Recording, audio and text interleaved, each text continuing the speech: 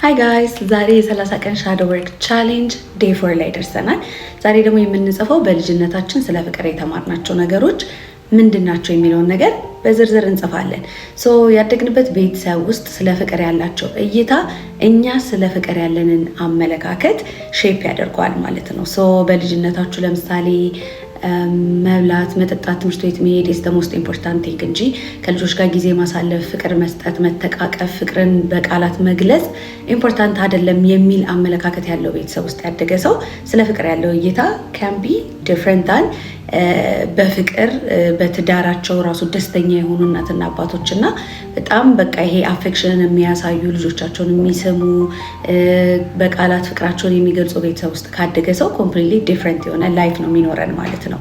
ወይም ደግሞ ስለ ፍቅር ያለን እይታ ባደግነው ባሳለፍነው በመጣንበት ኤክስፒሪየንሳችን ላይ የተመሰረተ ይሆናል።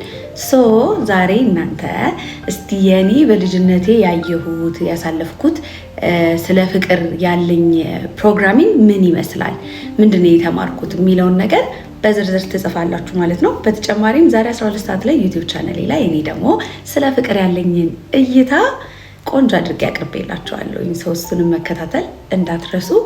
and yeah በተረፈ ኢንጆይ አድርጉት ይሄንን ጀርኒ። ኢትስ ናት ሰምቲንግ በአንድ ቀን የሆነ ጥንቅቅ ብለን ማንነታችንን የምናውቅበት ምናምን አይነት ፕራክቲስ አይደለም። ኢትስ ጀስት ዴይ ባይ ዴይ ትንሽ ትንሽ ነገር ፕራክቲስ እያደረግን ራሳችንን በደንብ እያወቅን እየተረዳን የምንሄድበት ጉዞ ነው ማለት ነው። እና I hope you guys are like writing anyway. I will see you tomorrow. Bye.